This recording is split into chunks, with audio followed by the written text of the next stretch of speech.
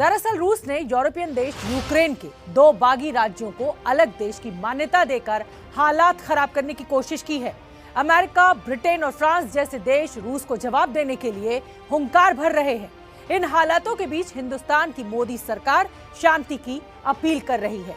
दुनिया पर विश्व युद्ध के खतरे की इस खबर में यूक्रेन की महिला आर्मी सोशल मीडिया पर खूब चर्चा में है। 60 सेकंड में 100 मिसाइल छूट रही हैं और दुनिया पर छाया है सबसे बड़ा खतरा। और इन्हीं मिसाइलों को टक्कर देने के लिए तैयार है एक महिला मोर्चा। धरती को हिलाते ये टैंक आगे बढ़ रहे हैं और दुनिया तीसरे विश्व युद्ध की ओर बढ़ रही है। और इस युद्ध को रोकने के लिए तैयार हैं बंदूक वाली ये हसीनाएं। आसमान को चीरते हुए युद्ध के लिए तैयार हो रहे ये हेलीकॉप्टर उड़ रहे हैं और दुनिया पर मंडराया है नई बर्बादी का संकट। और इसी संकट से सामना करने के लिए तैयार हैं ये बेटियां। हिंदुस्तान की धरती से करीब 5,500 किलोमीटर दूर ये हलचल उस यूरोप की धरती पर है जहां से 2 बार विश्व युद्ध की चिंगारी भड़की। और अब एक बार फिर यूरोप के देश यूक्रेन और रूस के बीच युद्ध की आशंका बढ़ गई है, जिसकी शुरुआत तो पिछले कई महीनों से हो रही थी। लेकिन युद्ध की आग में आखिरी घी डालने का काम कल रूस के राष्ट्रपति पुतिन ने ये हस्ताक्षर करके किया। रूस ने यूक्रेन देश के 2 ऐसे प्रांतों को अलग देश की मान्यता दे दी जो लंबे समय से अपनी ही यूक्रेन की सरकार के खिलाफ बगावत कर रहे थे। यानी साफ साफ कहें तो रूस ने यूक्रेन के बंटवारे पर मुहर लगा दी। रूस के राष्ट्रपति पुतिन की हरकत को टक्कर देने के लिए यूक्रेन देश की सेना में शामिल महिलाओं की चर्चा पूरी दुनिया में हो रही है। देखिए कैसे यूक्रेन की सेना की इस परेड में ये महिला जवान जोश में है। रूसी हमले का मुंहतोड़ जवाब देने के लिए परिवार बच्चों को छोड़कर ये सैनिक मोर्चे पर डटी है। अपने देश यूक्रेन पर रूसी हमले के मंडराते खतरों के बीच यहाँ की महिलाओं ने हथियार उठा लिए हैं। अलग अलग पेशे से जुड़ी महिलाएं शॉर्ट टर्म ट्रेनिंग लेकर देश की रक्षा के लिए सेना में भर्ती हो रही हैं। इन महिलाओं को बंदूक चलाने से लेकर फर्स्ट एड और सेल्फ डिफेंस की ट्रेनिंग दी जा रही है।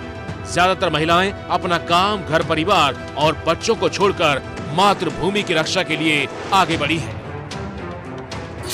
यूरोप का यूक्रेन एक ऐसा देश है जहां 30 साल पहले से ही महिलाओं को सेना में फ्रंट लाइन के लिए तैयार किया जा रहा था। देखिए ये महिला सैनिक कैसे युद्ध के हालात में घायल जवानों के इलाज के लिए ट्रेनिंग ले रही है। इलाज नहीं बल्कि यूक्रेन की ये हसीनाएं हर मोर्चे पर पुतिन की साजिश पर पलटवार करने के लिए तैयार हैं। यूक्रेन और रूस में युद्ध हुआ तो अमेरिका और बाकी देश भी इस युद्ध से जुड़ जाएंगे, जिसका सीधा असर हिंदुस्तान पर भी होगा। इसीलिए भारत चाहता है कि शांति हो। यूएन में भी भारत ने यही कहा और रक्षा मंत्री राजनाथ सिंह ने भी यही बात दुनिया के सामने रखी। जो यूक्रेन का मामला है, भारत यही चाहता है कि किसी तरीके से शांति स्थापित हो और बातचीत के द्वारा इसका समाधान निकाला जाए, यह भारत चाहता है। और अभी जो सूचना प्राप्त हुई है उसमें अमेरिका के राष्ट्रपति मिस्टर बाइडेन ने यह कहा है कि हम रूस के प्रेसिडेंट पुतिन से बातचीत करने को तैयार हैं। यदि दोनों लोगों की बातचीत होगी तो मैं तो आश्वस्त हूं कि कोई न कोई समाधान निश्चित रूप से निकलेगा। भारत का जहां तक पक्ष है, भारत शांति चाहता है। यूक्रेन और उसके सीमावर्ती इलाकों में 20,000 भारतीय रहते हैं, जिनको वापस लाने के लिए रास्ते बनाए जा रहे हैं। एयर इंडिया के विमानों के जरिए भारतीयों का आना शुरू भी हो गया है। हालांकि अभी मोदी सरकार ने भारतीयों को वापस लौटने के लिए सिर्फ सलाह दी है, सबको लाने का कोई आदेश नहीं दिया गया है। कि जिस तरह यूरोप में नया युद्ध शुरू हो रहा है उससे सिर्फ यूरोप नहीं बल्कि हिंदुस्तान समेत पूरी दुनिया पर असर होगा। महंगे तेल से लेकर दूसरे सामानों की महंगाई की ऐसी मार पड़ सकती है जो दुनिया को कई दशक पीछे ले जा सकती है।